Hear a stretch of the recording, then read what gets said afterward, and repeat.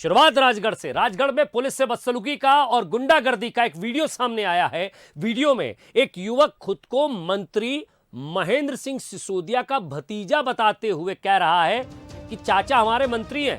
दरअसल पुलिस एक शादी समारोह में देर रात बज रहे डीजे को बंद करने पहुंची थी।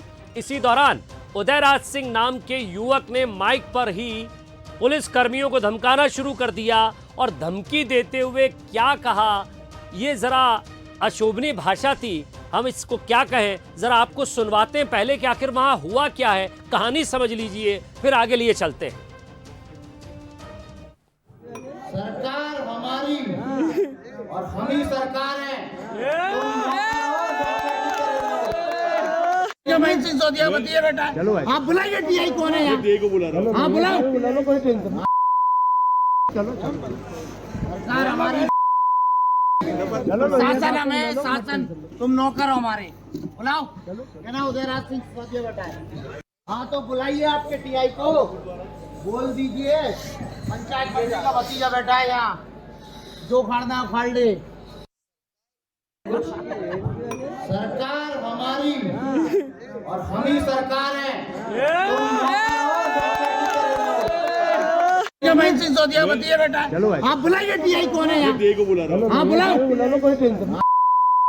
चलो सरकार हमारी, शासन हमें, शासन तुम नौकर हो हमारे। बुलाओ, कहना उदयराज सिंह सिसोदिया बेटा है। हाँ तो बुलाइए आपके टीआई को, बोल दीजिए पंचायत मंत्री का भतीजा बैठा है यहाँ, जो खाड़ना खाड़ ले। तो सरकार हमारी और हम ही सरकार, ये कहते हुए नजर आ रहे हैं दरबार। समझने की कोशिश कीजिए कि एक समय था जब राजा महाराजाओं का काल था, देश आज़ाद हुआ, धीरे धीरे रियासतें जो हैं वो भारत सरकार में सम्मिलित होती गईं। लेकिन कई बार जो बड़ी रियासतों से जुड़े हुए लोग हैं वो भी बड़े अदब से पेश आते हैं। लेकिन क्या ये वाकई मंत्री जी के भतीजे हैं, इस बात का भी पता लगाते हैं। पता लगाया, ये भी आपको बताते हैं। तो मंत्री महेंद्र सिंह सिसोदिया का नाम लिया तो सियासत भी शुरू हो गई। कांग्रेस ने वीडियो जारी कर निशाना साधा। वहीं बीजेपी का कहना है कि सिसोदिया को बदनाम करने की कोशिश की जा रही है। वीडियो में दिख रहा युवक कांग्रेस नेता है जिसका महेंद्र सिंह सिसोदिया से कोई संबंध नहीं है। वहीं मामला सामने आने के बाद एसपी ने मंत्री महेंद्र सिंह सिसोदिया को पूरी जानकारी दी। एसपी के मुताबिक मंत्री महेंद्र सिंह सिसोदिया ने कहा, यह एसपी साहब का कहना है कि उदयराज सिंह नाम का युवक उनका रिश्तेदार नहीं है। पुलिस ने युवक के खिलाफ पचोर थाने में मामला दर्ज कर लिया है। ये सत्य है कि वो व्यक्ति जो वीडियो में जिस तरह की अभद्र हरकत कर रहा है वो अशोभनीय है और हम उसकी निंदा करते हैं। पर साथ ही ये भी स्पष्ट कर देते हैं कि उस व्यक्ति का श्रीमान महेंद्र सिंह सिसोदिया जी से और उनके परिवार से दूर तक का कोई लेना देना नहीं है। ना तो वो बंदा उनका भतीजा है और ना ही उनका परिवार का है, ना ही रिश्तेदारी में है। और प्रथम दृष्टया जो हमें जानकारी प्राप्त हुई है वो ये भी है कि वो तो एक कांग्रेस परिवार का है और कांग्रेस के एक नेता है श्री हेमराज सिसोदिया जी, वो उनका बेटा है। और उदयराज सिंह सिसोदिया नामक व्यक्ति ने पुलिस के साथ बदसलूकी की और पुलिस को अपना काम करने से रोका।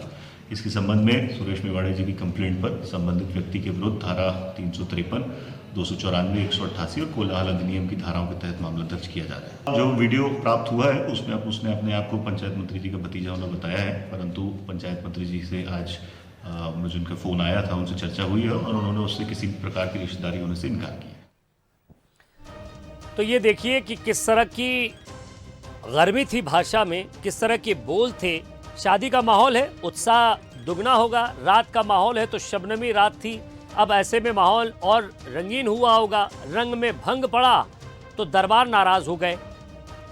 स्वाभाविक सी बात थी कि क्या इस तरह की भाषा का इस्तेमाल करना चाहिए, और अगर क्या वो मंत्री जी के भतीजे हैं तो क्या मंत्री जी का भतीजा भी होता तो इस तरह का बिहेवियर, व्यवहार, सलूक ठीक होता। और जब पता चला कि नहीं है तो क्या वाकई ऐसे कई लोग होते हैं जो अपने सगे संबंधी के संबंधियों का फायदा उठाकर प्रशासन को धता बताने की कोशिश करते हैं। कई सवाल यहां खड़े होते हैं, लेकिन ये तस्वीर दिखाने का हमारा एक ही मकसद है कि उदयराज सिंह जी जिस भाषा का आप प्रयोग कर रहे हैं वह शोभनीय है। जो कार्य आपने किया वो प्रशासन को उसके काम करने में बाधा डालने की धारा आप पर दर्ज हो गई।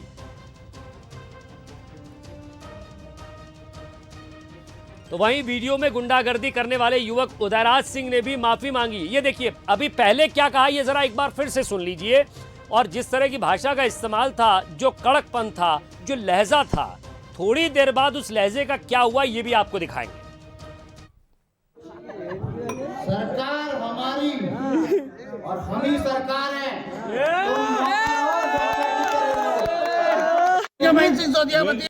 मेरा रिश्ता नहीं है, मेरी विधानसभा के वो विधायक हैं, मंत्री हैं मध्य प्रदेश शासन में।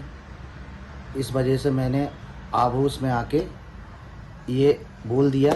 मैं उस चीज़ के लिए क्षमा चाहता हूं कि पंचायत मंत्री महेंद्र सिंह सिसोदिया जी के नाम लेके मैंने कुछ गलत बात बोली हो, उस वजह से सभी को ठेस पहुंची हो मेरी ओर से, तो मैं सभी से क्षमा मांगता हूं। चलिए और ज्यादा बातचीत के लिए हमारे एग्जीक्यूटिव एडिटर मनोज सैनी हमारे साथ जुड़ रहे हैं। मनोज, बड़े बेआबरू होकर तेरे कूचे से हम निकले, पहले थे भतीजे अब तो रिश्तेदार भी नहीं निकले। बहुत बढ़िया कहा विजय आपने, और यही होता है कि समय के साथ सब बदल जाता है। रात को बहुत कुछ चढ़ गया और सुबह होते होते सब कुछ उतर गया।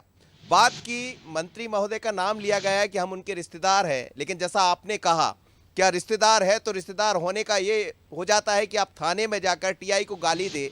लेकिन पुलिस पर भी कहीं ना कहीं सवाल खड़े होते हैं कि अब उस पर मुकदमा दर्ज हो रहा है, और जब वो थाने में गाली दे रहा था उस समय वहाँ के टीआई साहब, वहाँ की पुलिस क्या कर रही थी? गिरफ्तार कर लेती।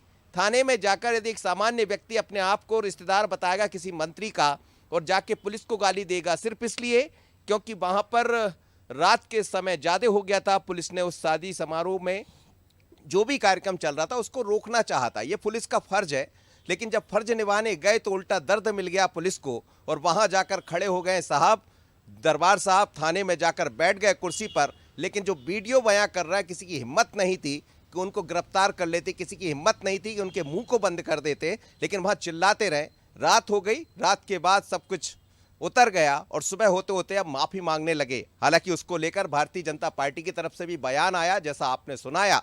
उन्होंने कहा कि उनका कोई संबंध नहीं है महेंद्र सिसोदिया जी से, मंत्री जी से। मंत्री का भी यही कहना है कि मेरी कोई रिश्तेदारी उनसे नहीं है।